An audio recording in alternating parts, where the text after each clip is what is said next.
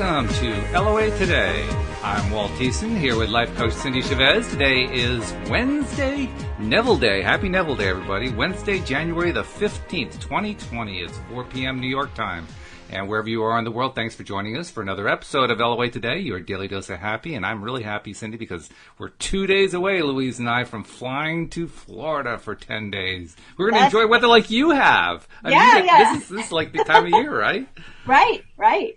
Yeah, So, we were just talking. It's 75 degrees here in Louisiana, where I am anyway, southern Louisiana. And it's just a beautiful day, just beautiful sunny skies and nice warm temperature. So you're going to have 10 days of that. That's I know. It's going to be great. I almost feel guilty because I'm keeping you in for an hour on a beautiful day. You should be out enjoying that weather, but...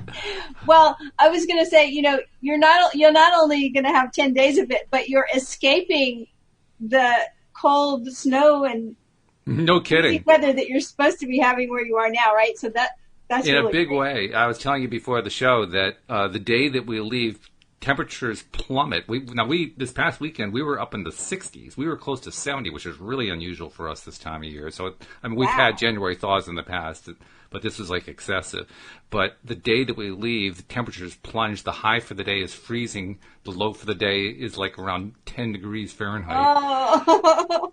And the day after we leave, they're getting 3 to 6 inches of snow. So we're definitely leaving at the right time. There's no doubt about that.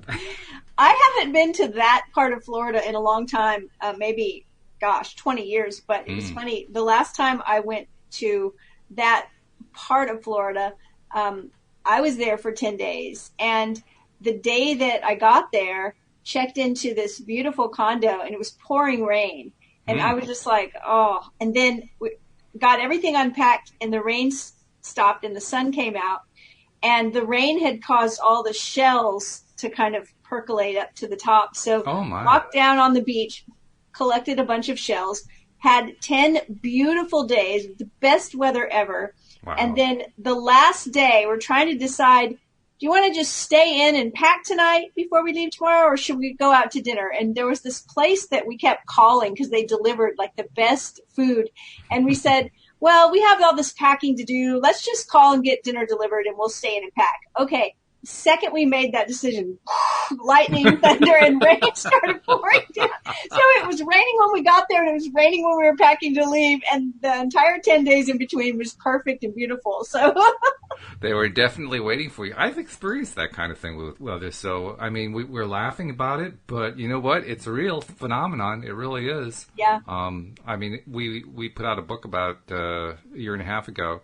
And in that book, one of the stories I told was about how in 1998, Louise and I had just met that year. We were down at my folks' house in Virginia at Smith Mountain Lake, and they had a hurricane that was headed directly at where we were. And I was almost angry that it was coming there. It's like I was so put off by it that I just started. I didn't know anything about law of attraction, didn't know anything about visualizing or anything like that. But I started just imagining, well, by God, we're going to have good weather. I don't know how, but somehow we're going to have great weather. The hurricane's going to just stay over there. And you know what it did?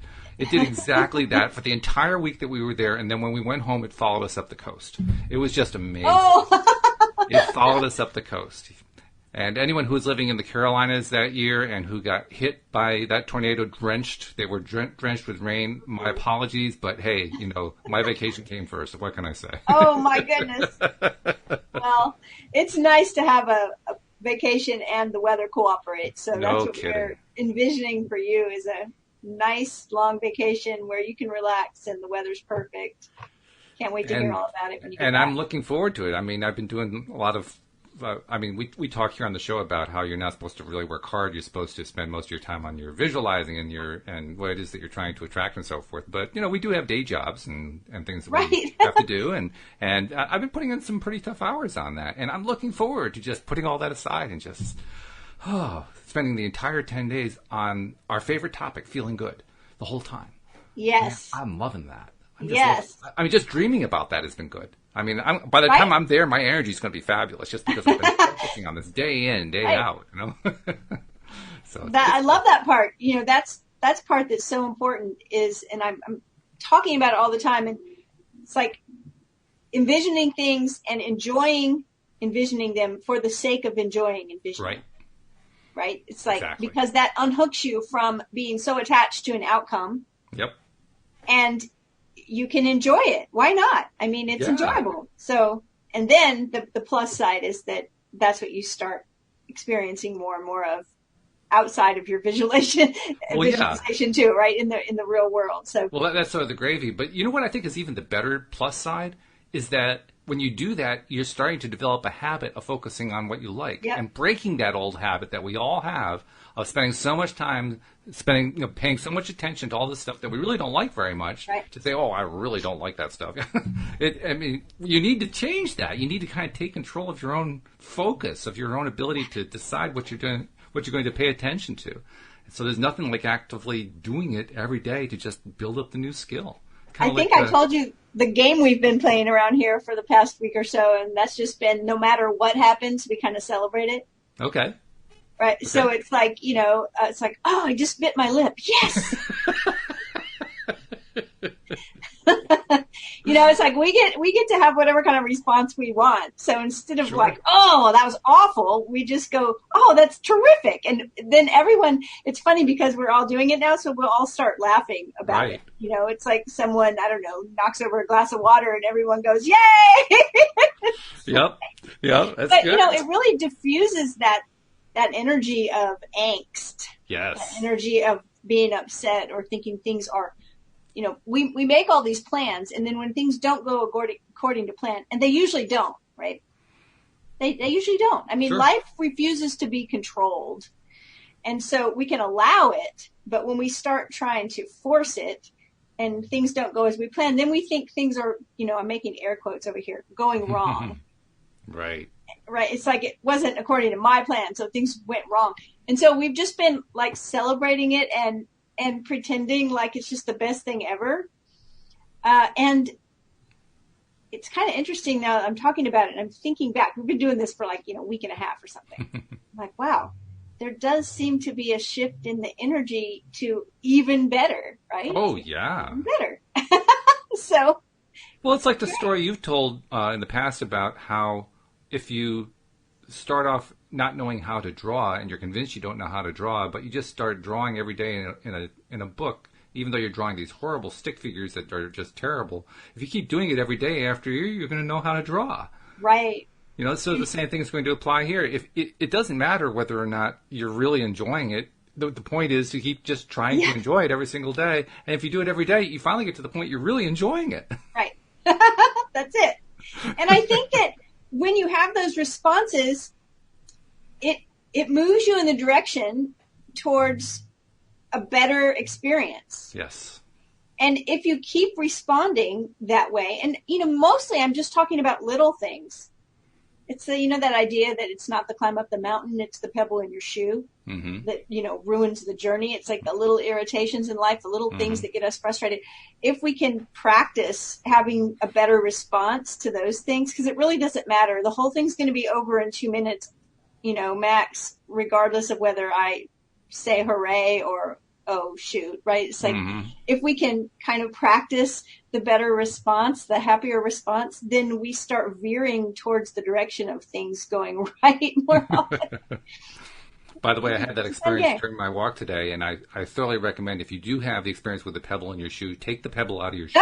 Yes, please do. It's a very good idea to do that.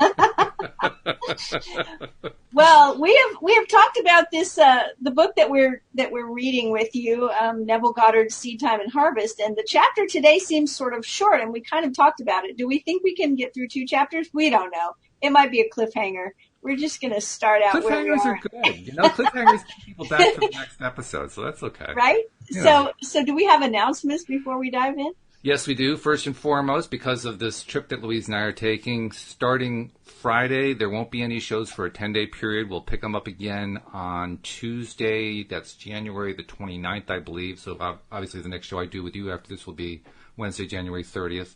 But by all means, keep replaying the old shows. I mean, that's why you have a whole list of them there. Right. Go back and play them all while we're away, and we'll be back soon enough. And I know this is an important message to put out there, Cindy, because just in the last few days, listenership is way, way up. So, I mean, I want these people to keep listening. So, Just in your feed alone, you've got at least 50 episodes in there. If you can't find something there, I mean, you just aren't doing it. Well, and if you're here today because you love Neville, there's plenty of Neville. We've been doing Neville for over a year. So, and the way I always talk about not just Neville books, but lots of books. Like I have certain books, especially books on these kind of topics that I have read 2, 3, 4, 5 times. Right. And I've been reading Neville for, oh my gosh, I've been reading Neville, I can tell you, since 2005. Wow. And every time I read Neville, if it's a book I haven't read in a year, 2 years, 5 years, 10 years, it's completely different to me. And so re-listening, it may be the same for you, is that things that stood out to you the first time around will be completely different the next time. Happy 15th Neville anniversary is all I can say. Right? Wow. I hadn't thought about that for a long time, but there were certain things going on in my life at that time. So I can go back and, how you connect certain memories and I know that was when I discovered Neville. So, wow. Cool. I hadn't even thought about it. It's been a long time. Yeah, that's very, very cool. Also, want to remind people who are not yet subscribing, this may be the first show you ever heard. And if it is, welcome. We're glad to have you. Or maybe you've been kind of lurking but haven't taken the plunge. Take the plunge. Subscribing is free. It doesn't cost you anything. It's so easy to do. If you don't know how to do it, just go to the homepage of our website. That's the easiest direction for somebody who's kind of a newbie to all this stuff. The website homepage is at loatoday.net. And right at the top, you'll have some really easy instructions to do it in about 2 or 3 clicks. And then everything's coming right to your smartphone or your computer or whatever you're using. And then also feel free to check us out on YouTube because we live stream this to YouTube and you can actually see what we look like. You can see Cindy's beautiful face as we're doing these shows. And it's so simple to subscribe there too. I mean, anybody who's ever used YouTube, I think pretty much most people know how to subscribe now. Because you can't miss the subscribe button. It's like this big honking subscribe button. But there's also a little bell. You want to make sure you click that bell too, because that way you get notified every single time that we're publishing something on YouTube. So subscribe both ways and take advantage of the fact that we created this show. I created this show. My wife and I did originally, mainly to help ourselves, but also to help other people get into that positive frame of mind that's so important for attracting what we want into our lives. And that's what we aim to do. We aim to help lift ourselves up and lift our listeners up just by providing content that it feels good, which is really different from what you get from most other media outlets. I mean, let's be honest. Most media outlets are trying to push your hot buttons as much as they possibly can. We don't push hot buttons. We push happy buttons, which is kind of a different thing. Right. And if for some reason we do hit a hot button, then just pay attention because we all go through life, right, and get a little triggered about something, or we have some of our buttons pushed, and those are just areas. That's your next area of personal growth. That's a very good point. That thing you're struggling with, that thing you want to avoid, that thing that makes you feel an emotional charge. That's your next area of personal growth. It really is, and it's true. It's true. We actually most of the mail we get is just overwhelmingly positive and supportive. Yes. But we did get a message late last week. Somebody had written in about a show that I did with Linda Armstrong, who I do the shows on Fridays with. And Linda had said something, I don't remember exactly what Linda said. They didn't really reference it carefully. But the person who signed the email, he signed it Sad Listener because in that particular show, Linda said something to the effect about kids attracting stuff into their lives, and this person works with kids from dysfunctional families who suffer all kinds of horrors in their lives, and she was really taking exception to that, and I can understand that. Yeah. I did write back, and I gave her some alternative ways to think about it, but your point is dead on for her, because I'm sure she was at a point, and I don't know what that point is exactly, but just the fact that she felt compelled to write in about that, first of all, shows that she had a little bit of confusion perhaps about how all this stuff works. But secondly, she's at a crisis point of some kind in her own life. And this is something she really needed to focus on. So, right on for you for bringing up. That's something she needed to focus on.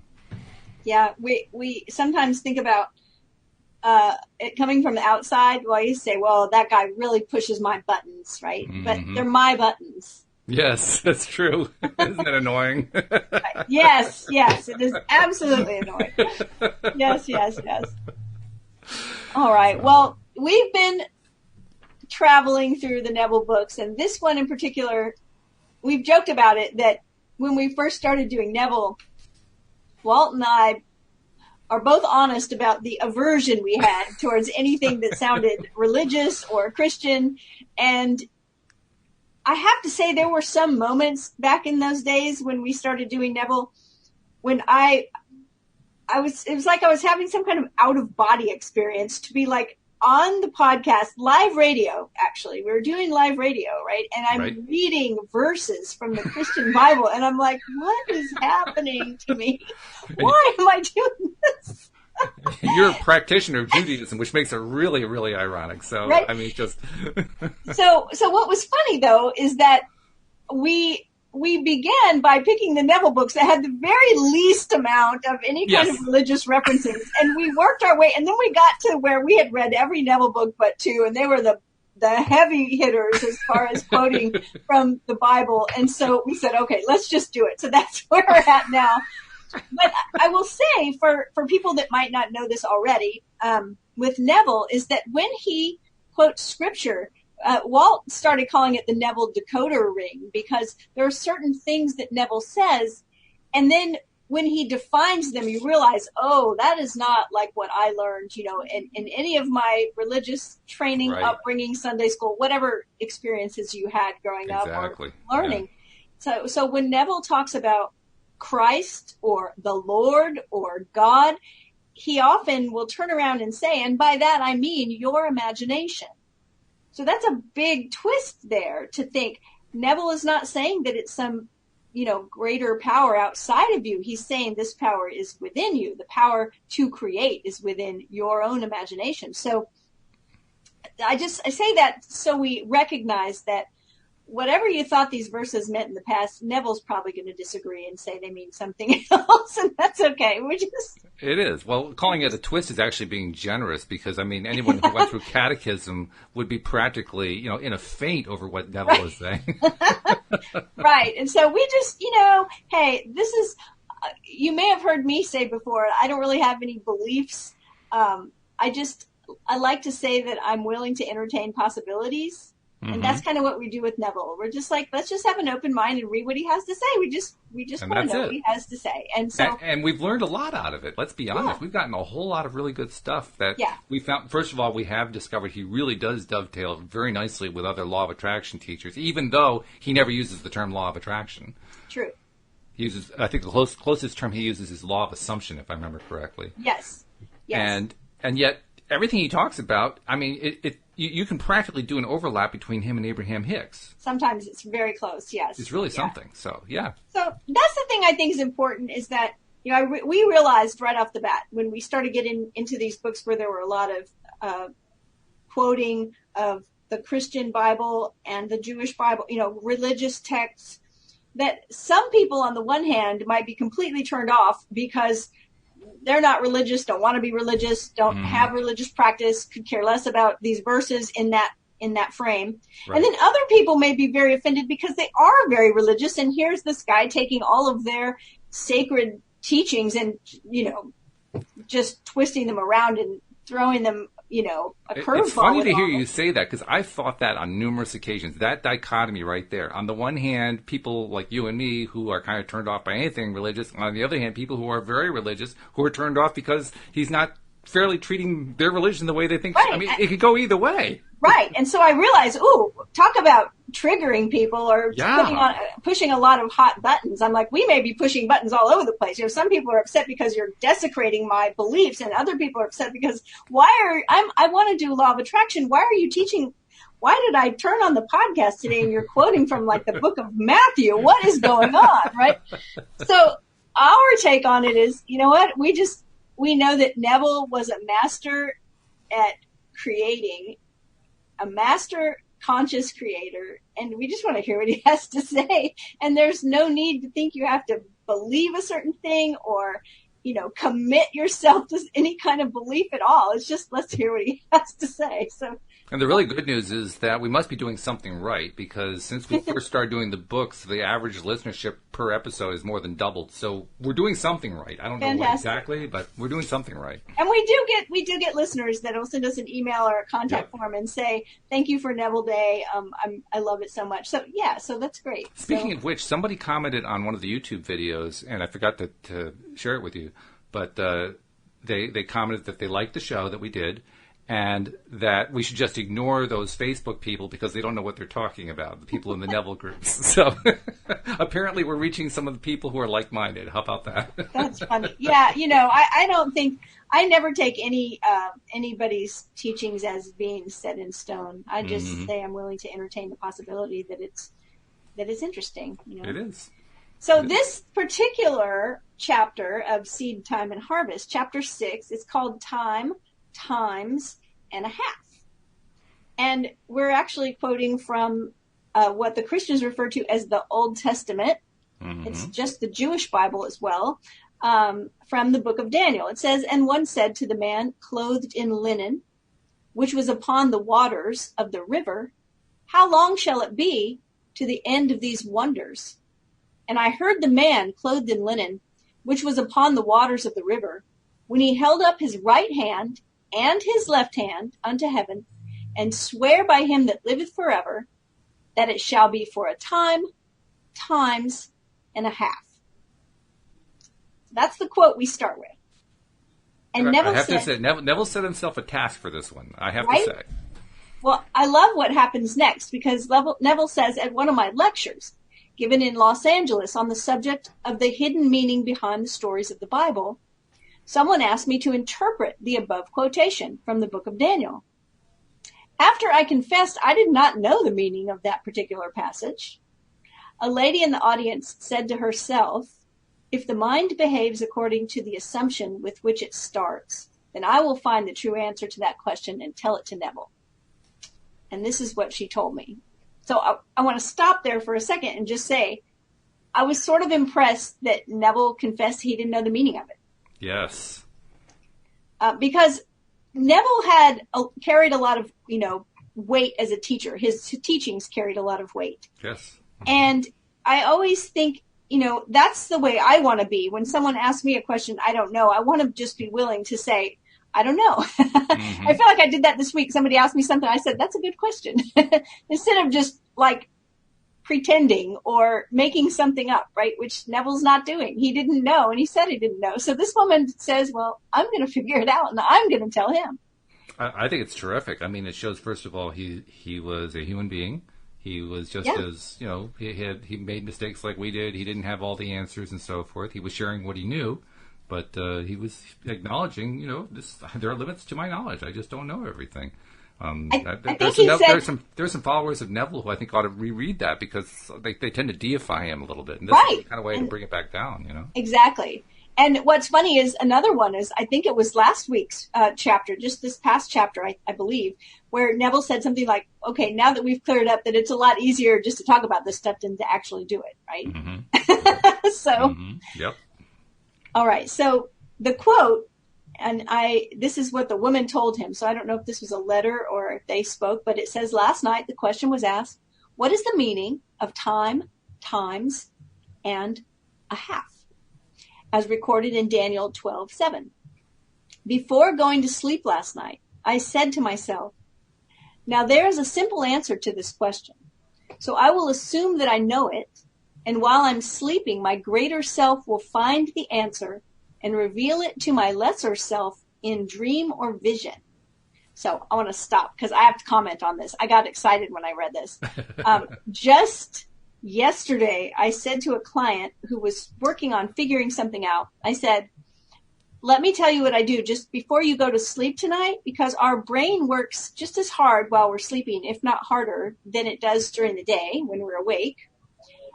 Right before you go to sleep, just tell your brain, okay, I have an assignment for you.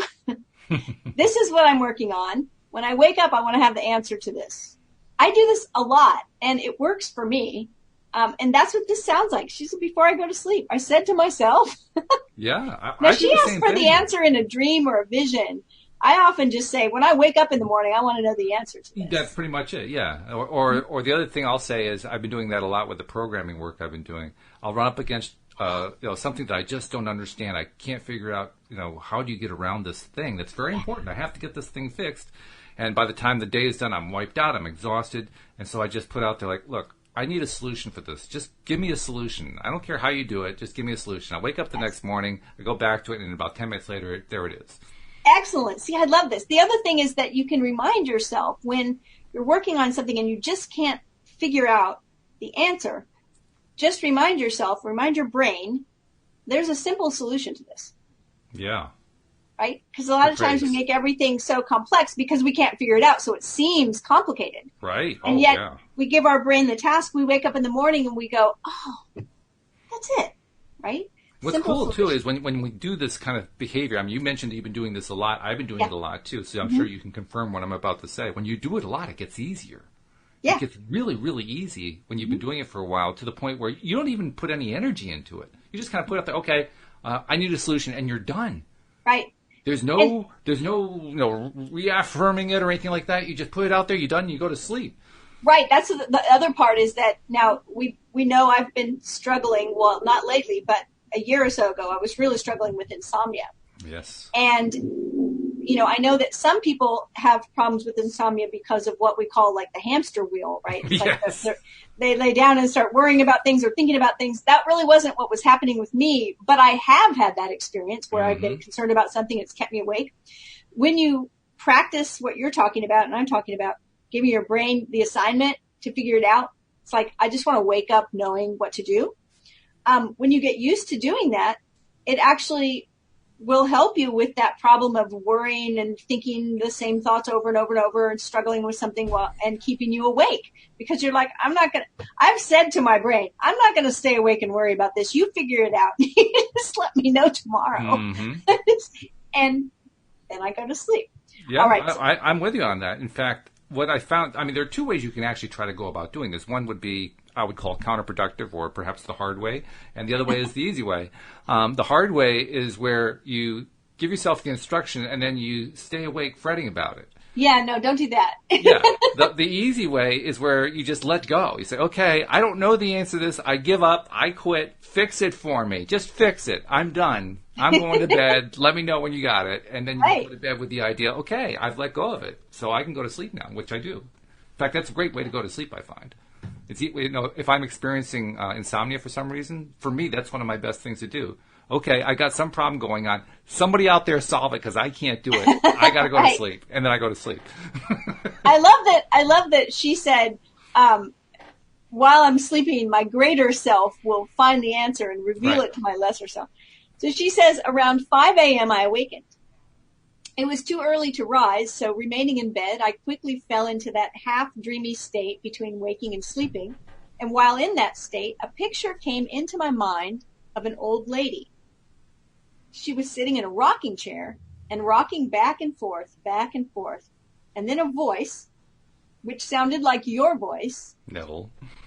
Yep, which sounded like your voice, said to me, do it over and over and over again until it takes on the tone of reality. So I'm sure she'd heard Neville say that, probably more than once.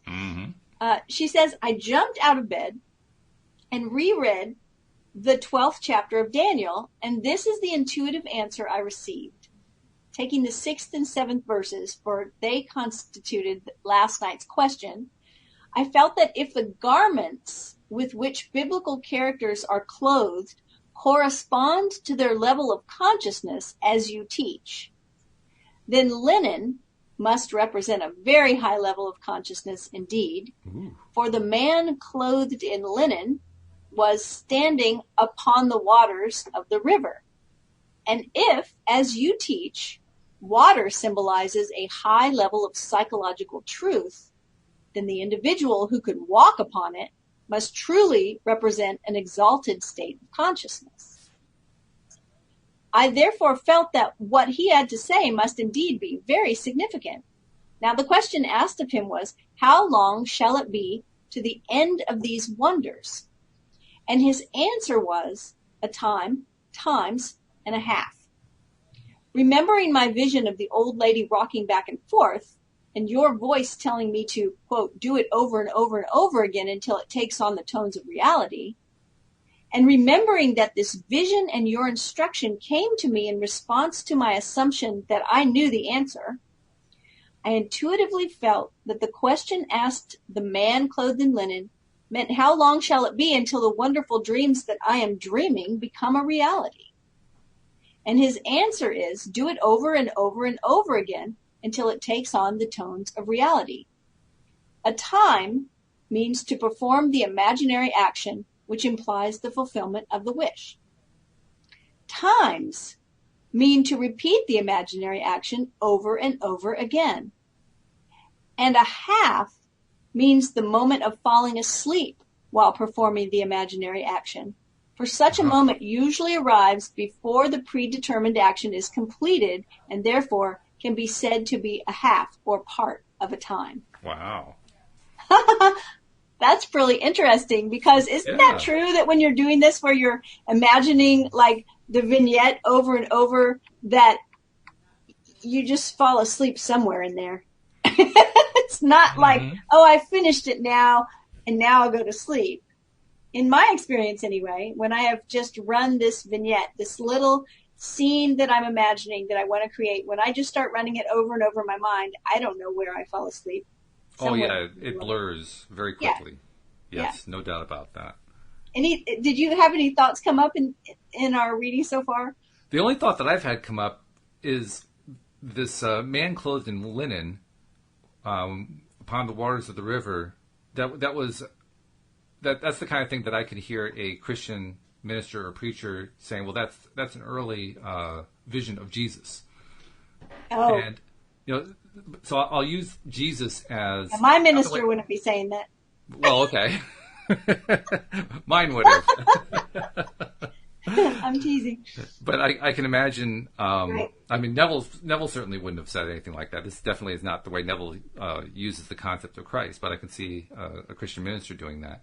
And so therefore we can kind of generally say that this man clothed in linen is somebody who is an advanced person, somebody who is a master at maintaining high vibration, maintaining that high level of consciousness and so forth. So the question that comes to my mind is, why is it that somebody who has such a high level of consciousness has such a hard time explaining clearly what the heck he means? That's the thought that keeps going through my mind. Forever it shall be for a time, times and a half. How unclear can you possibly be? Well, so I'm wondering what's the purpose behind that. There's got to be something going on there. Right. What it reminds me of is something that I've been studying for what seems like forever, but when you study alchemy, there are lots of riddles. Nothing's clear. And often some of the texts will tell you, if you're reading it, it isn't what you think it is. And there were a lot of pictures drawn, and they all contain some kind of mystery. And I think that it kind of goes along the same lines of what we hear about poetry, that there's a connection between poetic thought and genius. And I think it's because it bypasses the logic of our logical mind, who's always trying to figure everything out, in the same way that, I read tarot cards. There's an image. The image affects a different part of our brain than just a string of words. And it can kind of bypass that logical brain that's always trying to, figure everything out. And usually that's trying to convince us of something. So it reminds me of the same thing. It's something that's more poetic. It's something that's verbalized in a way that seems a bit mysterious. And I think that's why. Okay. Well, I may be a little bit sensitized to this because, like I said, I'm doing a lot of programming. And when you program, you very often tie into the various kinds of open source software that are out there. And when you go to get help with certain issues that pop up when you're dealing with these open source softwares, very often each open source software will be like its own little kingdom. So you'll go to Forum X about software X, and you'll ask them, well, how does software X integrate to software Y? They don't. Very closed ecosystems. Yeah, they'll say, oh, no, this is about software X. You want to ask about software Y, you have to go over to the software Y forum. Who tells you the same thing? There's exactly. and so there's a piece of me that's saying, don't you guys ever talk to each other? I mean, the rest of us are trying to put these things together so that we get actual working packages. You don't seem to be doing that. Right. Good point. Maybe I'm a little sensitized. Maybe. All right, let's see. I don't want to skip anything. Okay. So she's talking about the times and a half, and that the half was falling asleep in the middle of your repetitious of times. To get such inner understanding of the scriptures by the simple assumption that she did know the answer. And that's an interesting thing to talk about, right? She said, she made the assumption that she knew the answer. Yeah. So by doing that, what she was kind of programming in there is that it wouldn't be anything new to her. It would be something she already knew. And this was something she already knew. Yeah. And it's a daring statement to make, because in the world, in the rational world, that's something you really don't want to say, because, then all of a sudden you can't come up with it and you're held accountable and all that kind of stuff. So there's a whole fear thing that's associated with it. But she put the fear aside and said, you know what? I know this answer. I may not be able to bring it to my conscious mind right now, but I know this answer. I'm just going to believe that. Yeah, it's pretty powerful, actually. It is. So Neville says, to get such inner understanding of the scriptures by the simple assumption that she did know the answer was a wonderful experience for this woman. However, to know the true meaning of time, times, and a half, she must apply her understanding in her daily life. We're never at a loss and an opportunity to test this understanding either for ourselves or for another. A number of years ago, a widow living in the same apartment house as we came to see me about her cat. The cat was her constant companion and dear to her heart. He was, however, 8 years old, very ill, and in great pain. He'd not eaten for days and would not move from under the bed. 2 veterinarians had seen the cat and advised the woman that the cat could not be cured and that he should be put to sleep immediately. I suggested that night, before retiring, she create in her imagination some action that would indicate the cat was its former healthy self. I advised her to do it over and over again until it took on the tones of reality. This she promised to do. However, either from lack of faith in my advice or from lack of faith in her own ability to carry out the imaginary action, she asked her niece to spend the night with her. The request was made so that if the cat were not well by morning, the niece could take it to the veterinarians, and she, the owner, would not have to face such a dreaded task herself. That night, she settled herself in an easy chair and began to imagine the cat was romping beside her, scratching at the furniture, and doing many things that she would not normally have allowed. Each time she found that her mind had wandered from its predetermined task to see a normal, healthy, frisky cat, she brought her attention back to the room and started her imaginary action over again. This she did over and over again, until finally, in a feeling of relief, she dropped off to sleep, still seated in her chair. At about 4 o'clock in the morning, she was awakened by the cry of her cat. He was standing by her chair. After attracting her attention, he led her to the kitchen where he begged for food. She fixed him a little warm milk, which he quickly drank and cried for more. The cat lived comfortably for 5 more years, when without pain or illness he died naturally in his sleep. And then Neville quotes, "How long shall it be to the end of these wonders? A time, times and a half. In a dream and a vision of the night, when deep sleep falls upon men, in slumberings upon the bed, then he opens the ears of men and seals their instructions." By the way, that last bit is from Job, so we don't want people to think that it's actually from the same story in Daniel, but nevertheless, it ties it together really nicely. From the book of Job, chapter 33. But interesting. I find the most fascinating part about that is he didn't actually try to define a time, times and a half. He let the woman do it, and then he said, well, it's good to actually play these things out in our lives. So he told a story about somebody who basically helped to extend the life of a cat, not knowing how long it was going to be. It could be just overnight, but it turned out to be 5 years after that. And that's what a time, times and a half meant in that case. So, well,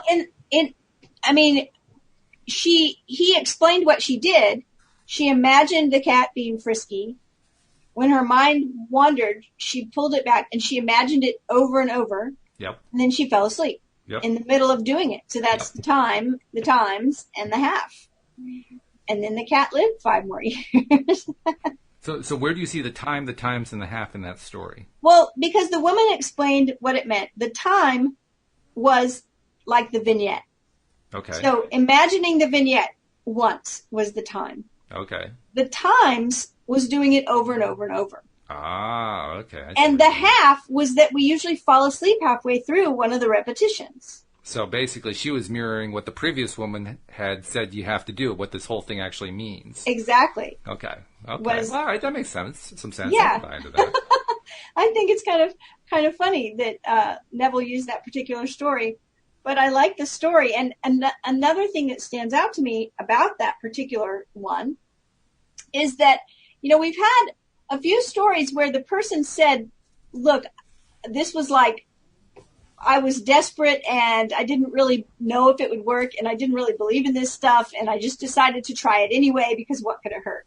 Mm-hmm. Mm-hmm. I mean, she said, the vet had said it was time to put the cat to sleep. Right. Yeah. And she didn't want to do it.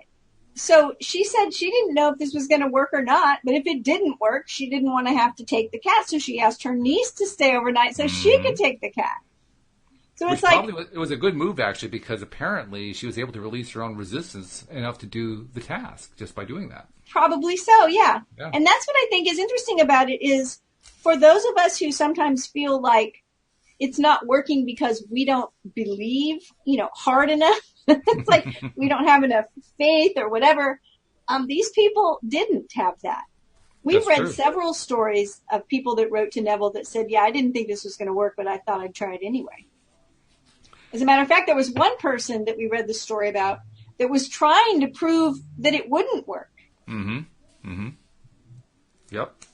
I'm fascinated because I was wondering about the title of this book. The book's title is Seedtime and Harvest, and it actually has a sort of a subtitle or I'm not sure what you call it, but it's Seedtime and Harvest, a mystical view of the scriptures. It was published in 1956. And I kept thinking about that phrase, seed time and harvest, because seed time, that's where you plant your seeds. Harvest is where you reap what's grown out of it. Right. This is the first stories that I can remember. I was actually flicking through the earlier pages to see if there was where we're talking about time? Where we're also talking about planting seeds, because that's literally what this whole thing about time, times and a half was doing. It was planting seeds using going to sleep as a way to plant the seeds. And then something came out of it the next day. So I'm wondering, has the rest of the book been doing that and I overlooked it? I don't know. I don't know. It's a good question. I don't know the answer. It's interesting, though. We've talked about this many times with Neville, and that is the people that will write in and say 2 weeks later or 3 weeks later or the next day. It's generally a short period of time between the seed time and the harvest. Yes. Especially with Neville. Neville, it's like 2 to 3 weeks every time. That's what I'm saying. Every time. It's like 2 weeks later, 3 weeks later, which gives me a great deal of encouragement. In this case, it was overnight. It was during the night. I mean, this is the same day. She goes to sleep, wakes up at 4 o'clock, and her cat wants milk. I mean, that's pretty quick. Right. Exactly. I mean, you can't really ask for it to be faster than that. No, it was immediately healed. Mm-hmm. Mm-hmm. So I'm curious if we have any comments or questions going on with our live listeners. That's a very good question. I unfortunately forgot to log into that computer, so I'll see if I can do that right now.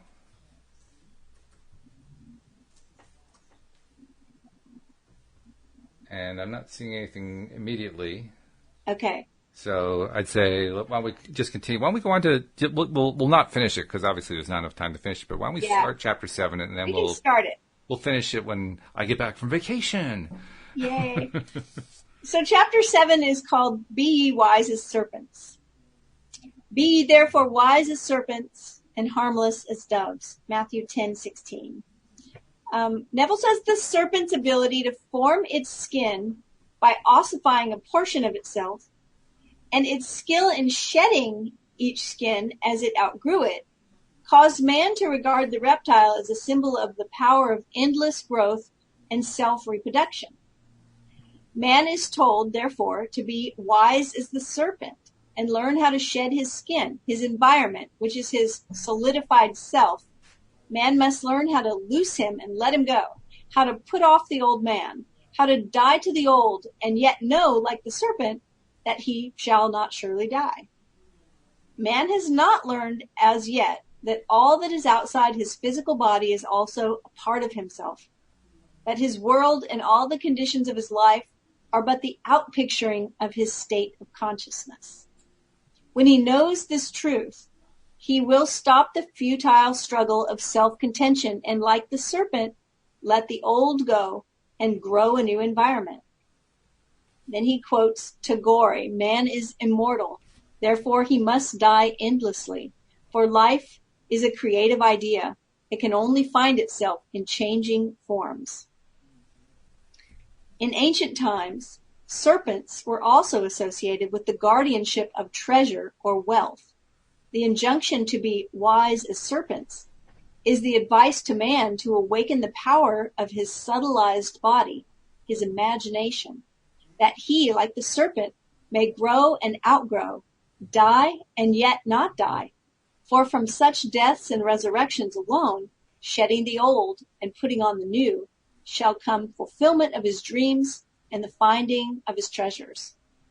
As the serpent was more subtle than any beast of the field which the Lord God had made, Genesis 3:1, even so imagination is more subtle than any creature of the heavens which the Lord God had created.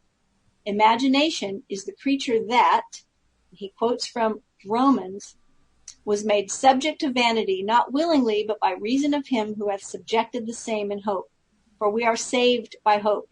But hope that is seen is not hope. For what a man seeth, why does he yet hope for it? But if we hope for that we see not, then do we have patience, wait for it. Although the outer or natural man of the senses is interlocked with his environment, the inner or spiritual man of imagination is not thus interlocked. If the interlocking were complete, the charge to be wise as serpents would be in vain. Were we completely interlocked with our environment, we could not withdraw our attention from the evidence of the senses and feel ourselves into the situation of our fulfilled desire, in hope that the unseen state would solidify as our new environment. But there is a natural body and there is a spiritual body, he quotes from 1 Corinthians. The spiritual body of imagination is not interlocked with man's environment. The spiritual body can withdraw from the outer man of sense and environment and imagine itself to be what it wants to be. And if it remains faithful to the vision, imagination will build for man a new environment in which to live. This is what is meant by the statement, "I go to prepare a place for you. And if I go and prepare a place for you, I will come again and receive you unto myself, that where I am, there ye may be also," from John 14.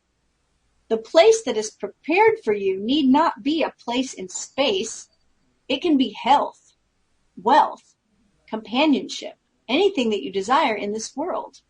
Now, how is the place prepared? You must first construct as lifelike a representation as possible of what you would see and hear and do if you were physically present and physically moving about in that place. And place has quotation marks around it. Then, with your physical body immobilized, you must imagine that you are actually in that place and are seeing and hearing and doing all that you would see and hear and do if you were there physically. This you must do over and over again until it takes on the tones of reality. When it feels natural, the place has been prepared as the new environment for your outer or physical self. Now you may open your physical eyes and return to your former state. The place is prepared. And where you have been in imagination, there you shall be in the body also. That's what you've been doing, Walt. A lot of that, yeah. And I'm fascinated, too, by his use of the word subtle, or the subtilized body, I think he called it. Yeah, subtilized body. It's an interesting way to describe the word imagination, because certainly imagination is not something that most people, at least outside of LOA conscious creation circles, that most people give a whole lot of value to. They don't give it a lot of emphasis, like imagination is so important. You may find some people who are entrepreneurial who find that their imagination is important, or perhaps people who create fictional stories or movies or whatever, their imagination is important. But beyond that kind of thing, imagination doesn't get a whole lot of credit. But it's also interesting because sometimes we hear the term subtle body as like the energy body, like the chakras, or, in certain systems, the energy body is referred to as the subtle body. And Neville's saying that the subtle body is our imagination. So you're right. That is interesting. It's basically it's a very subtle way of saying this stuff's important. This imagination stuff is really, really important. I mean, he did a whole book that had the word imagination in it, so he obviously thought it was important. But but he's kind of re-emphasizing that here, that this imagination thing, that's really what drives the whole ball of wax. Well, and I love this next statement because it's something that we should remember.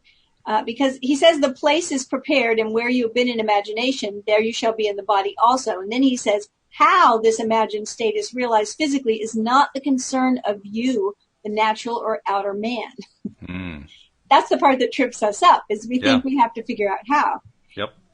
He says the spiritual body, on its return from the imagined state to its former physical state, created an invisible bridge of incident to link the two states. Although the curious feeling that you were actually there and that the state was real is gone as soon as you open your eyes upon the old familiar environment, nevertheless, you are haunted with the sense of a double identity, with the knowledge that there is a natural body and there is a spiritual body.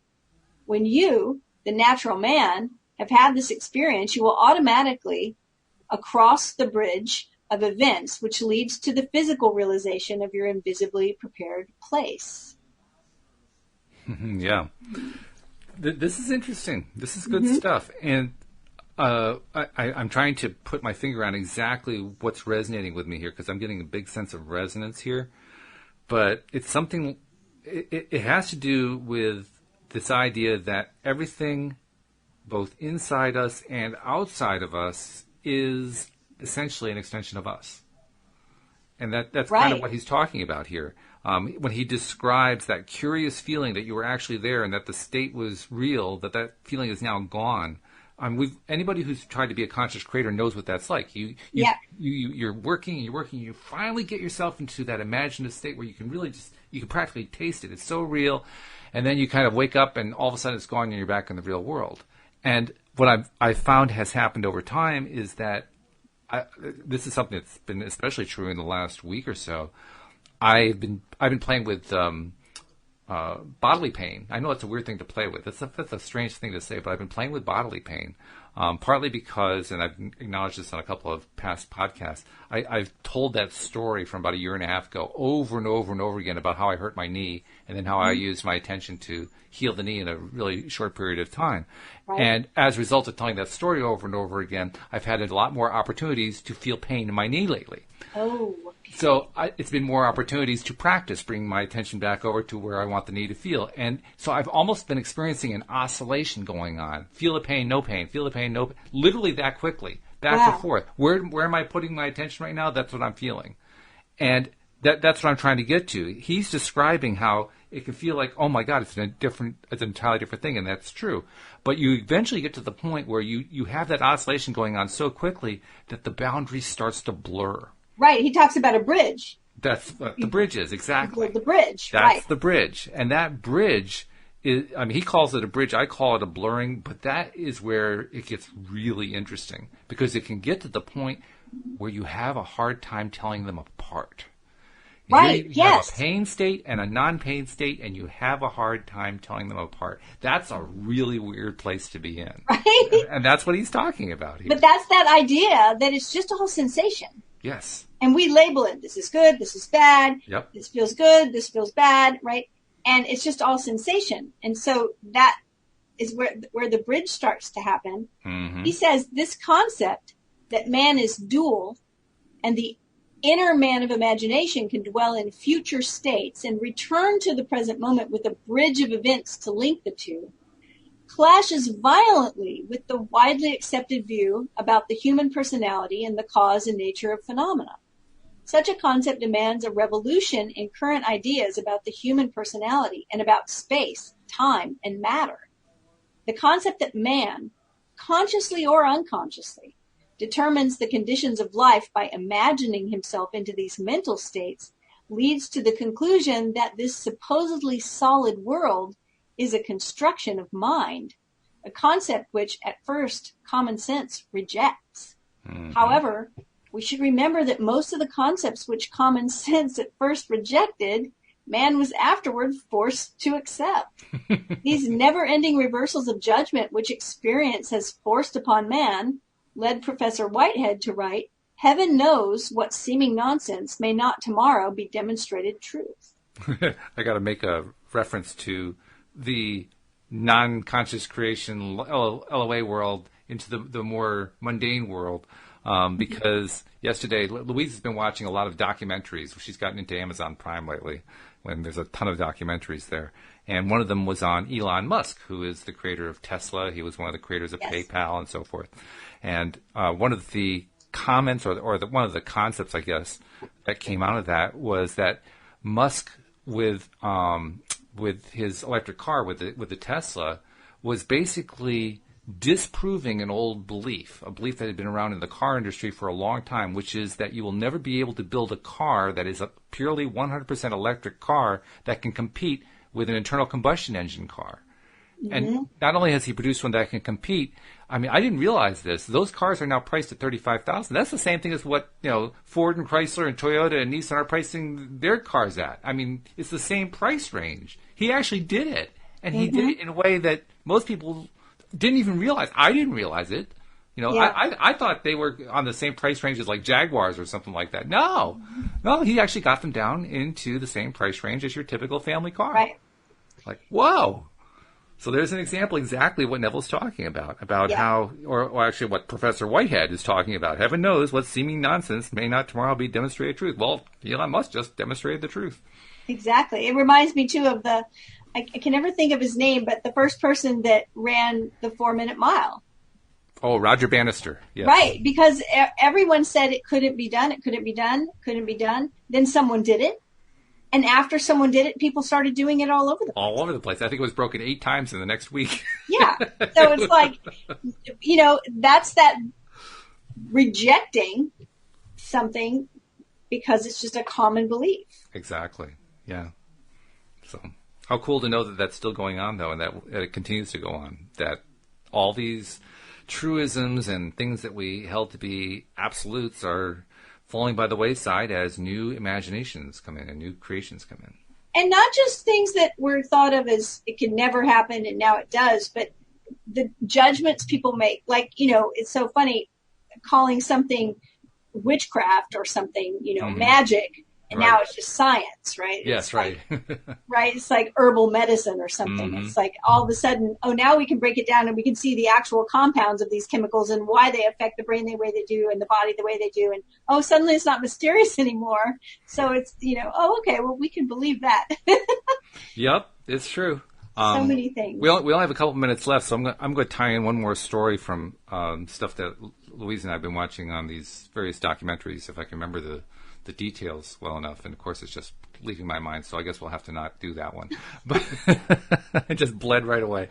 But before we go, I do want to make sure that I remind people how to reach out to Cindy Chavez, the life coach, because she is a tremendous talent. She's the one who's leading us through all this stuff, and Cindy, I mean, I've learned so much through all of the great insights and knowledge that you brought to the table in terms of understanding what Neville is all about. I mean, you mentioned that I came up with the idea of the decoder ring, but you're the one who explained the decoder ring to me, so thank you for that.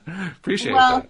Yeah, well, you can find me at my website, and there's a contact form there, cindychavez.com, CINDIECHAVEZ. But also, you can follow me on Facebook or find me on Twitter or Instagram, or I'm all over the place. Same name, Cindy Chavez. And I would love for you to give me a shout out, give me a follow, whatever. Connect with me somehow. Say hello. It's a lot of fun when we do hear from people, too. So, I mean, you make our day, is what I'm saying. When you contact us, really you make nice. our day. It's really good. So, I will be missing not doing it for another 2 weeks, doing Neville Day. But we'll do it again. We'll pick it up again in 2 weeks. So, have a nice, great time there in Louisiana. I hope the weather continues to be marvelous for you. Well, you have a nice time in Florida. My goodness. I hope you have a wonderful trip. I'm sure we will. I mean, my sister-in-law has laid out a whole schedule of things for us to do. Plus, we're going to go visit my cousin, Becky, who's in the Tampa area. And we're going to see our nephew, Josh, who's on the other side of Orlando in the Winter Park area. So, I mean, it's going to be a great time. It's going to be Wonderful. really, really good. So lots of good stuff happening. So thank you very much, Cindy. We really appreciate all your efforts. Thank you to our podcast listeners as well. And we'll see you all next time here on LOA Today. Goodbye, everybody. Bye, everyone.